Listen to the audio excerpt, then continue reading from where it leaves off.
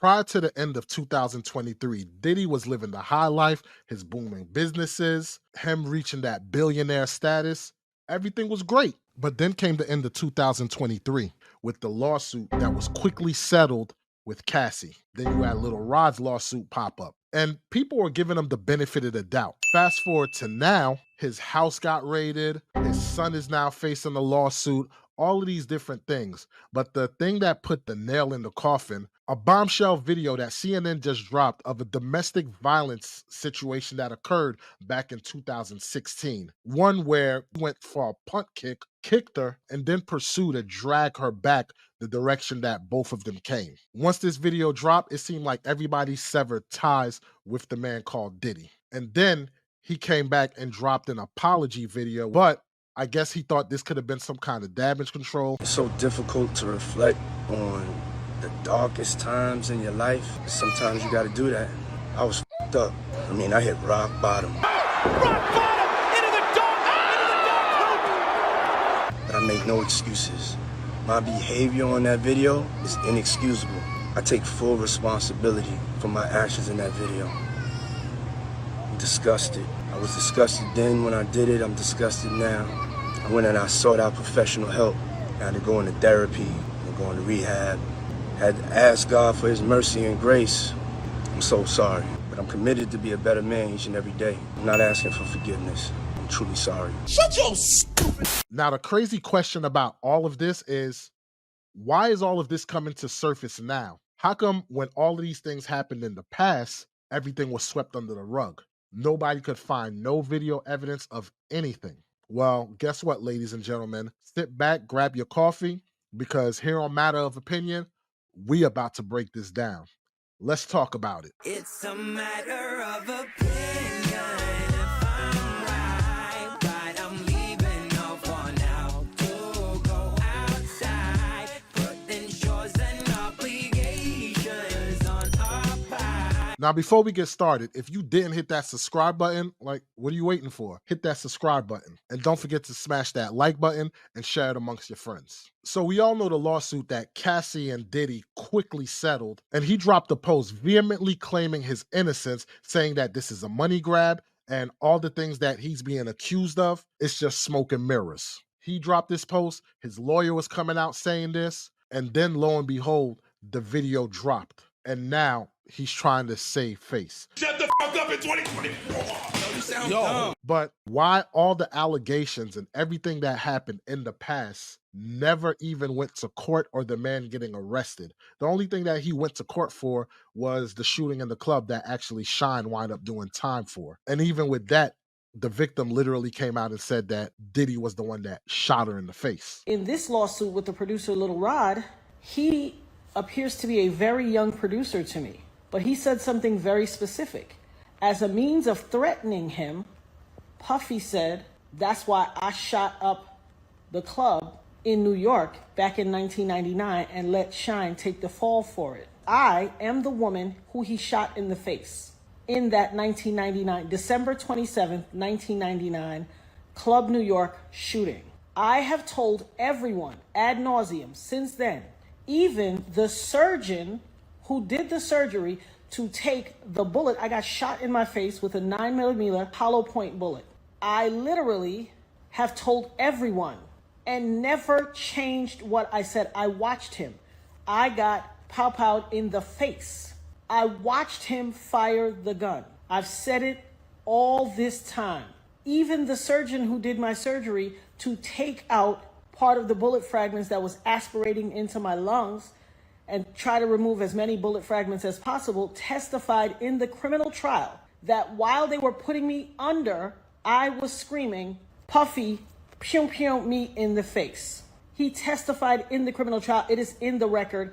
They all knew he did it. Everybody knew he did it. But he paid off the club bouncer named Sharice and all these other people and the club owners with their video to hide the video. That's his MO. I told everybody that. This man almost took my life, has traumatized my life, has caused undue harm, irreparable damage to my life, lied his behind off. I've had all these youngins on the internet harassing me, swearing that I'm making it up that he did it. And look what he did to Little Rod. Final question, is there anything that you may want to confess tonight before you go in? I keep everything right here. There you go. Or right here. There you go, and that's how you do. Let's take a trip down memory lane of all the transgressions that this man have done. Now, one could argue that Heavy D, back in 1989, introducing Diddy to Andre Harrell is possibly the things that set things in motion. Diddy was introduced to Andre Harrell, the same Andre Harrell who was under the tutelage of Clive Davis, an openly gay man. And if you listen to Jaguar Wright, she's been saying for years that Diddy is a ex-trafficker, love power, and everything he's doing, he learned it from his two mentors. My focus right now is Sean Combs. Okay. Tell us why. Tell us why. Because he's a sex trafficker and he's using music and entertainment to sex traffic. Now, is this just boys, girls, adults, kids? Like, I mean, from what I've heard from sources that I would consider reliable, it really doesn't matter. Sexuality is something that has anything to do with gender at this point for Sean. I honestly think he's just an extreme narcissist who loves power. He loves the ability to manipulate and control people. Why? Most likely because he was victimized by his mentor, who loved to control people. and his mentor was Andre Harrell, Tell us how who was was he victimized? mentored by Clive Davis. And don't tell me that Andre Harrell got touched by Clive Davis too. I'm telling you, I don't know what happened between Andre and Clive. What I do know is that Andre got passed over. Like, Wow. how do you go from being the president of Uptown and losing your entire company to your intern? All Puffy did was do what he was taught to do. Make men suck his dick. Well, he was forced to. What? And for those who are wondering, who is Jaguar Wright? You've kind of been like that background person to be like the fly on the wall in a whole bunch of situations, See, conversations. I was an intern at the labels. I used to help write the marketing reports. I sat there and watched how labels created and destroyed artists. See, everyone thought it was like, oh, well, Jag is everywhere. No, Jag isn't everywhere. Jag's been everywhere. By the time my album came out, I had already been working with, for, or interning MCA, Universal Distribution, and before it was Universal Distribution, Uni Distribution. So you've been That's out why here when I came so relentless.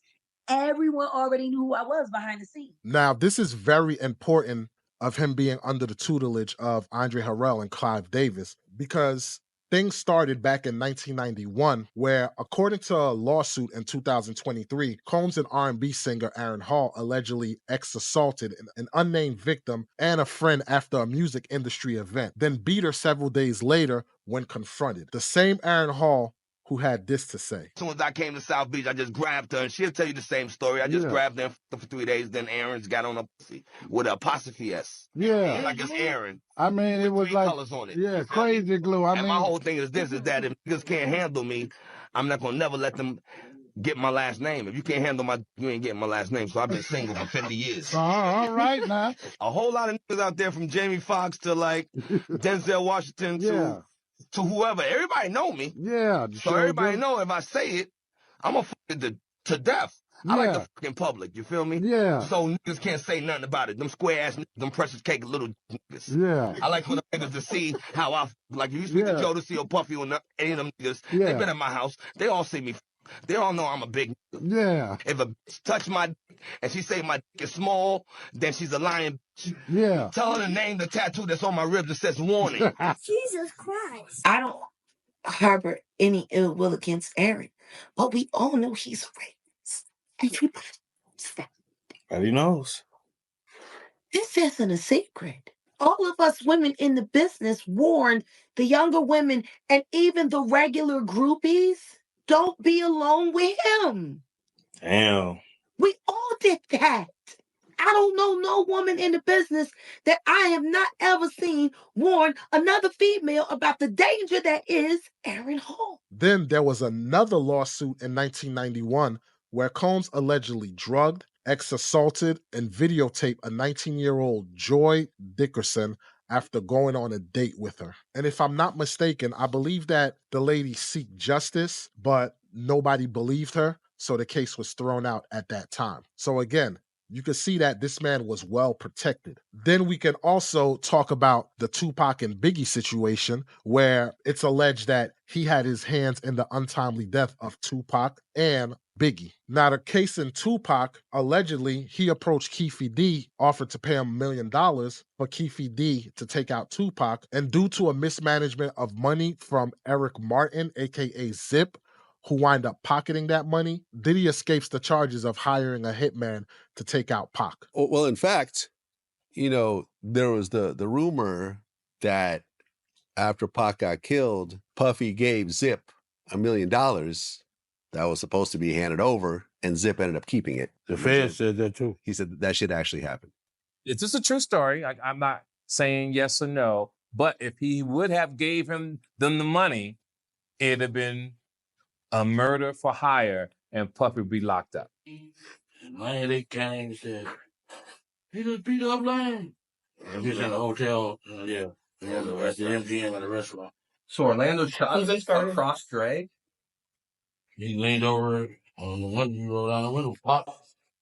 So Orlando would have had to lean over the top of Dre, right? Yeah. Bolstering Keefe D's claim was an informant in 1997 who told investigators that Puffy had hired the Southside Crips to kill both Suge and Tupac. This was exactly the same story that Keefe D told us a decade later. Now, when it comes to Biggie, Diddy's ex-personal bodyguard, Gene Deal, said he believed that Diddy had a strong hand in the death of Biggie. And at one point heard him say, one of them gotta go, meaning Biggie and Tupac. You did an interview with Queen's Flip, and you said that you heard Puffy say something. I don't care if Pac gotta die, I don't care if Big gotta die, something has to change. Right. When did he say that? Right after the Soul Train thing. Like to tell Tupac keep his guards up. We ride with him. And one other thing I like to say, any artist out there want to be an artist and want to stay a star and don't want to have to worry about the executive producer trying to be all in the video, all on the record, dancing. Come to Death Row. Puff came back downstairs, he was heated. He said, yo, Gene, I got 126 employees, and these people depend on me for their livelihoods.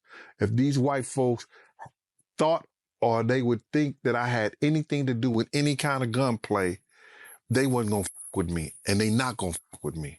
He said, I'm a businessman. I'm about making money, but something gotta change. I don't give a if Pac gotta die, Big gotta die, or Suge Knight go to jail. Something's gotta change. And he took upstairs, he turned around and walked back upstairs. And it didn't dawn on me what he said.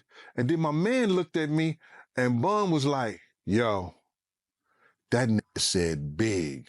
I said, yo, he sure did. He said, yeah. He said, Big gotta die? He said, yo, he said Big. A bunch of people have gotten on my page and asked me, do I know who killed Biggie and Tupac? What I will say about that is this. Allegedly, everybody knows. Oh. Allegedly, everybody knows, but nobody's going to say anything. You got to look at what people do, man. You know Pac just got killed. It ain't no kind of business Big was doing. Big couldn't even walk. He couldn't run. Why the hell would you rent studio time in L.A. for him to finish your album when, in fact, you got your own studio, Daddy's house? Let's keep it a buck. Let's stop this bullshit, man. Why in the hell you would put your man in a situation by sending him to Cali to work on your album? On top of that, you got to look at the various abuse of Kim Porter. My name is Mark Curry. I'm a former bad boy recording artist. A lot of people, I made a lot of hits for Puff. Speaking of Kim Porter, because you knew Kim Porter, is it true that Diddy broke her nose? Bust her nose, man. Anytime a man would go out his way to wiretap someone's phone or put taps in their homes just to monitor their conversation, that's a sign of insanity. The various abuse of Cassie. What you got to say now? You ain't got shit to say when you put your girl on the snap. Baby, yo, babe. I mean, getting weird. Come on, baby. It's hot outside. You wrapped up in that blanket. Let's go jog on the beach.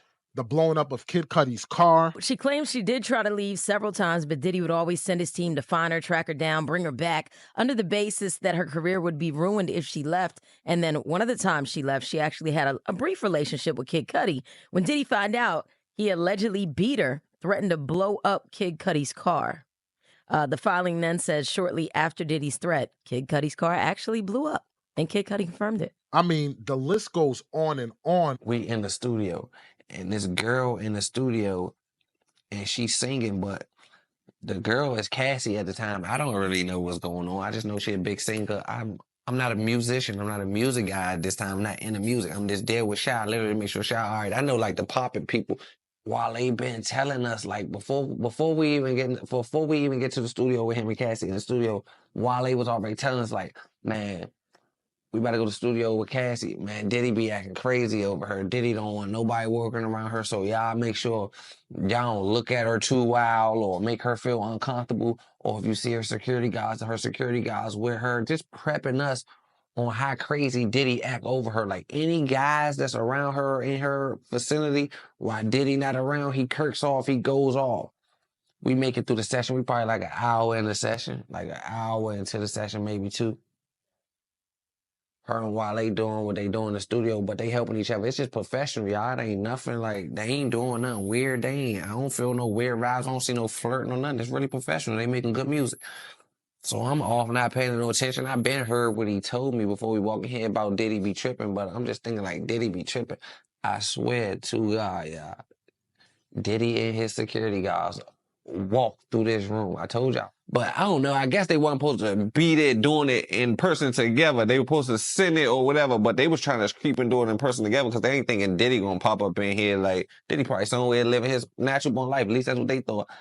I swear, y'all, Diddy got like little secret people that follow her places. Like when she go in little restaurants, like his girlfriends, like he keep eyes on to see who they cheating on. Like he that crazy. It's some obsessive Diddy. Like it's crazy. The world know about it though. Like the crazy parties, Diddy be crazy over them girls, like super duper stalking. Like he be having private investigators following him. No niggas can't go around him. He very controlling. I swear to God. So that's what the vibe is. So Diddy walks in. Diddy walk in, Wale and him in the bathroom. Wale and the girl in the booth, but they doing the music part, me and Shy over here. I don't know it's Diddy who walked in. I just see these big security guys and a nigga in black, like it's a black sweatsuit and a hat. I can't really see who it is, but I know it's another celebrity important person because this room only important people walking in this room. This ain't even no type of room you can get in unless you're an important person. But he came in with aggression, they moving. But I seen security guards with him, so I knew it wasn't nothing for us. Like it was no threat to us or me or Shy. It was like control because they had to get in. They had to go through all this so you know it's somebody. And then I looked. It was like a glance once he got a little bit past me. I'm like, damn, that's Diddy. I ain't say nothing. I looked at Shy. Shy looked at me. I was not about to run in there. First of all, I'm here with Shy. I'm just not about to run in there and say Wale and be like, Wale, Diddy come like that. I would have died. Like that's out of my control. First of all, this Puff Daddy. I promise you, I don't know what gangsta I do in the street. Uncle Buck, this is off my list. This is off my radar right here. I can't do nothing with this. I'm gonna stand down. So man, Shy like, oh. So as they go in there, they go back there, but they shut the door. It's a blind. All right, it's a studio part, the booth part. It's like a blind back there. Like it's a pop part. They do orchestra back there. So with a booth at, it's like an orchestra, like a church show. You can open it and you can see in the studio where they record, or you can shut it. Like those y'all ever been to a graduation in the blind shut? You can shut the blinds and you can't even see back there. Diddy and them went back there and shut the blinds. All I heard was like, but not punches, like shit, like moving around, tables and shit. But I'm like, oh. So me and Shy run to the blinds. We peeping through the blinds. I'm peeping through the blinds. Shy peeping through the blinds. I swear for God, it's a balcony in the studio, like an out balcony. You can see over the balcony. I swear to God, my grandmother, they got Wale over top of his feet. They got him off his feet, hanging off the balcony. Like, he hanging off the balcony. They dangling by his feet. I can't really hear what they saying. I'm like, Shy, man, be quiet. Shy don't know what's going on. Shy, first of all, Shy go back and help Wale. This is man. He can go back to Shy ain't must move. I swear to God. Shy like, man, what they doing? I said, man, they got him over the balcony by his feet. They're like, man, no, he don't. That ain't him. They said, oh, that is him. We knew it was him because we know what type of shoes Wale wore to the studio, and we seen them jump up in the air. So who put on Wale's shoes? Nobody. That was Wale's feet over there. So boom. So I'm like, man, what the hell is going on? But Wale had already hipped us to this, that Diddy is crazy about this Cassie girl and nobody could be around her, this, that, and the third. Uptown Records started with 5 people. Andre Harrell, I'll Be Sure, Heavy D, and Puffy. And Kim was the longest working employee because she was there from the very beginning. She was Andre's personal assistant. Kim is dead. Heavy D is dead. Andre Harrell is dead. The only 2 left are Puffy and Al almost died. Finally, we're going to be producing the Albie Shore life story.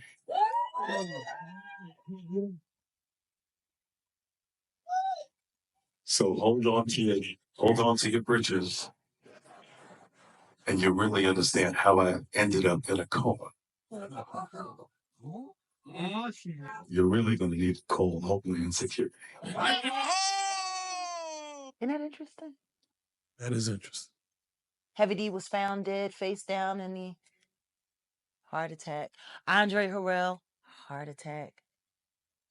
Kim died from pneumonia, but there's the first coroner's report that said that she died. It was ruled a homicide, and they found toxins in her body to prove that she had been poisoned. You know, they have poisons that create heart attack and pneumonia-like symptoms. And then right after that, Al had a meeting, and I was going to meet up with him because we were in Vegas. And then the next thing you know, you want to know what they all had in common, though? The survivors and the late of Uptown Records, they were all writing tell-all books. Andre was writing a book right before he died. Heavy D was working on a book before he died. Kim Porter was working on a book before she died. And Al B. Sure was working on the documentary of his life. And then he goes into a coma. Has anything happened to him? This man basically dodged and weaved every type of criminal activity that came his way. And if you're looking back from 1990 and 1991 with them first lawsuits, he always had protection. Now, a lot of people are led to believe that Clive Davis is the one protecting Diddy. At that time, yes, I can say Clive Davis was probably the one who was behind protecting Diddy. But to look at the things now that are transpiring or that he's being accused of, which is the X trafficking and all of these other things, no. That takes people of greater power to cover up his tracks. In order to do that, ladies and gentlemen, you have to follow the money in his investments. This is where Erica P is going to break down following that money trail. Of course, I had to start following the money. And the fact is, he went from an intern to a mogul. That was a game changer. The centerpiece of his business ventures is Ron Burkle, who is his alleged sugar dad. The man's a billionaire, has political ties, and here's a tidbit. His name came up in the Epstein flight logbook, but nothing ever came about it, which tells me this man got some power. Is that whole industry with them doors, is it real? Ness, I'm telling you, Ness. Them doors is real. I wouldn't be here sitting talking to you if them doors wasn't real. Wait, what you mean you wouldn't be sitting here talking? I wouldn't be sitting here talking to you, meaning I would be somewhere with the elite, the higher-ups, doing whatever they doing. His alleged sugar dad. I get it. At a certain level, they don't want you to talk about certain things. So pure talent doesn't exist in the entertainment world? In some cases, in some special cases, people that beat the odds, but no, it's all political, it's all paid for, it's all a network of people that kind of closely stick together. And, you know what I mean, once one person accepts you, then you kind of get passed on to the other people that's in that network of people. So you mean to tell me to get on a higher level, you have to sacrifice some things, that's real? Yeah, whether it be, I mean, a religious sacrifice, a physical sacrifice, or monetary sacrifice. Damn. Meaning giving up all your rights, your publishing, your merchandising, or, you know what I'm saying, compromising yourself. I'm going to just put it like that. Compromising your morals that you came into the game Basically with. letting a nigga fuck you. Let that nigga, fuck you. You have no leverage. His alleged sugar dad. So it's easy to say no. You got to be really self-aware and self-confident that you can do it by yourself without all these energies. You got to. So that's why you sitting with me. You got to get.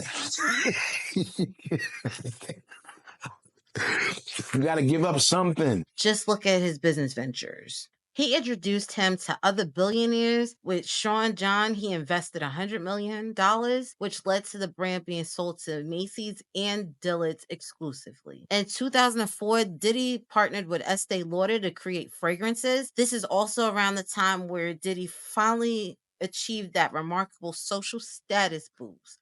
If you think about it, all of this happened because of his friendship and business relationships with Ron Burkle. In my opinion, the status elevation is what got him to collaborate with Diageo under the brand Ciroc as an equal shares venture back in 2007. Think about it. He's a marketing genius. He became the face of the brand. If there's one thing that Sean knows, he knows pop culture. That is true. He knows what's hot. Like and how to ride the train. I cannot take anything away from where he has been extremely effective. Yes. He knows pop culture. Matter of fact, he probably knows pop culture better than he knows music. Again, partnering with Ron Burkle in 2008 when he purchased Heinous. Wherever you're from, you got a different way of saying it. The clothing brand that's from Liz Claiborne. All of his business ventures allowed him to accumulate the funding to purchase Revolt TV with Andy Schuin, something like that. I already know I butchered that name. He was a former MTV vet, and they launched this back in 2013. Of course, in 2013, he collaborated again with Diageo with the brand DeLeon Tequila. And just another fun fact, in 2015, Diddy with Ron Burkle and Mark Wahlberg acquired Aqua Hydrate. Now, of course, we all know Diddy was not a self-made person. He always had help every step of the way. And of course, you have Ron Burkle to thank in those later years. He was very instrumental in introducing him to the right billionaires with his right ideas to get him to the man that he is today. Out of all of this venture, this story, what broke the camel's back? What is it that Diddy did that made him lose that protection or that shield of invincibility that he had? Because let's face it, people were trying to bring lawsuits against him. People were trying to do criminal charges against him. Word is that Diddy was basically untouchable. He could do whatever he wanted to do, and nobody dared to challenge Diddy when it came to anything. The man held the power. I mean, look at, I believe, one of the awards where it was supposed to go to commercial, and Diddy was like, nah, bump all that. We're not going to commercial. He literally took over. So I'm gonna wrap this up, y'all. I'm gonna wrap this up, but if I gotta pay for the commercials, hit me with the bill. I got it. You know what I'm saying? We going no commercials on this. If that's not power, ladies and gentlemen, I don't know what power is. But what broke the camel's back that Diddy lost his power, and now Cassie was able to sneak in there. Little Rod was able to get in there. The video leaking. This stuff wasn't happening prior. Ladies and gentlemen, what I believe, and Erica P, I'm pretty sure you're on the same page. What I believe that broke the camel's back, we have to go back to 2023.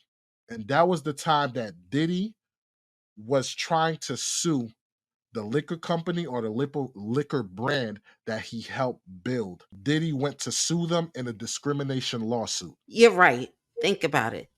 Diddy went to go sue Diageo or whatever this liquor company's name is in May of 2023. When he did that, he opened up a can of worms. You're talking, this is the company you helped put Ciroc on the map. Then you tried to do the same thing with DeLeon, I'm assuming, but he wanted to do the same kind of marketing and promotion for that brand as well. You talking, you made millions with Ciroc. You thinking you gonna make more money by diversifying your portfolio. Well, I got you one better.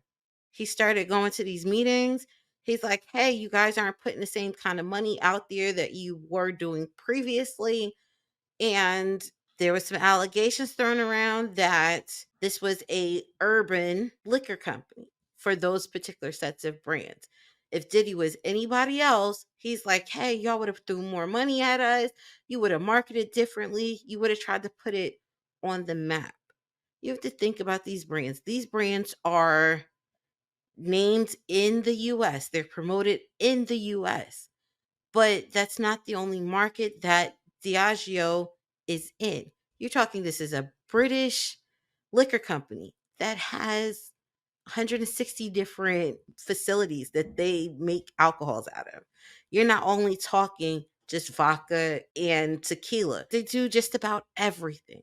So, yes, I do feel that Diddy was justified for thinking his brands were being neglected, but I think he didn't think it was going to be that bad. And here's the thing that we're missing, ladies and gentlemen, because think about it. When it comes to these billionaires, these millionaires, people that have money, what do they indulge in when it's time to quench their thirst, or when it's time to show I'm fancy, or it's time to show I'm upscale, or it's time to show you hold a position of power? You got to have the right type of liquor that shows your status amongst others. Think about it. What's the first thing they say? Oh, I have this liquor that aged 50 years or whatever the case may be. That matters to those people in that club. So Diddy went suing, which Erica P, you're exactly right. The way you broke it down, he basically had a legit argument. But see, the problem is, I believe there was a lot of people that were invested in that company. And although Diddy won and got his money, I believe they said, now that you did what you did, now you're going to pay for it. Because it's reported Cassie had this video the whole time. Cassie been trying to sue or working on this lawsuit with Diddy for $30 million prior to this $100 million lawsuit that they quickly settled. So how do you go from years of battling and trying to get money to now, after you win this case with the liquor company, now all of a sudden Cassie is able to pull up this lawsuit and ask for triple the amount of money, and you settle it with less than 24 hours? That means that somebody or some people in power got in touch with Cassie and told you what the things that was to come, and you played ball and you realized, dag, I done messed up. We had a little problem. I heard. Hey, wait. Take it easy when you talk to me, okay? I told you a long time ago, you fucking little monkey, not to fuck me. Hey, who the you think you're talking to, huh? What are your thoughts, Erica P? I'm gonna tell you, he definitely did. Think about it. When you're somebody who's an untouchable, how do you get their mindset? How do you get them to feel what you're going through? You start off with attacking his money. After the lawsuit came out, Cassie got her payday, which is what she wanted, and Diddy started losing more and more money. You had companies like Macy's who severed all ties. Your brand was exclusively ran in Macy's for years. That's a partnership you ain't think was going to be touched, and now it's no longer there. You got the liquor brand said, okay, we settled this lawsuit, and guess what? You no longer a part of that company at all anymore. They settled it, and now you no longer have that. You got other smaller companies that don't want to mess with your e-commerce business anymore. So you're losing money hand over fist, and you're getting more and more lawsuits coming at you. So, in other words, you mess with the wrong people. They said you're no longer protected, and we're going to show you how we deal with people that don't acquiesce to the things that we tell them not to do. He thought he was bigger than that. He thought his status would have pushed him through, but I'm pretty sure he's finding out now that that was one of the worst decisions. And the crazy thing about it is that now artists and everything are coming out and publicly talking bad about Diddy. That was something that we've never heard. We throughout the industry, it was do not talk bad about Diddy because he's gonna come for you.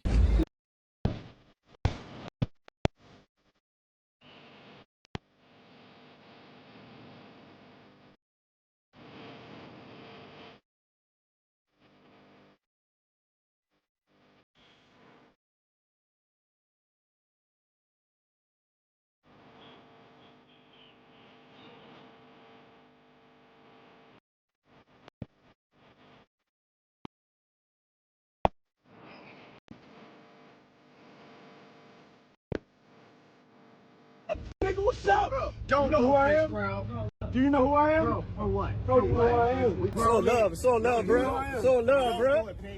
Yo, bro. So love. It's Puff. Come here, give me a hug, though.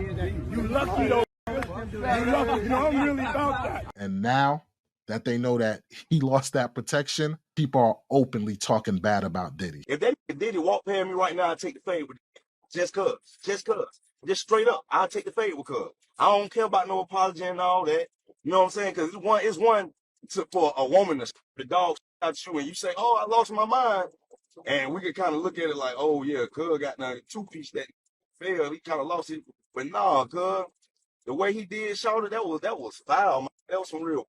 And you can tell he was doing that shit for a long time. Hey, it is what it is, man. You made your bed, you got to lay in it. But hey, ladies and gentlemen, you heard our thoughts on it. Let us know your thoughts in the comment section on, do you believe that this is the reason that he lost his protection? Again, if you enjoyed the video and you want to hear more about Diddy, click the card that just popped up to hear what Floyd Mayweather had to say in response to all the allegations and what he said to protect Diddy's image. This is Matter of Opinion. I'm your boy, Walls P. I'm your girl, Erica. And we'll catch you on the next one. Peace. It's a matter of opinion.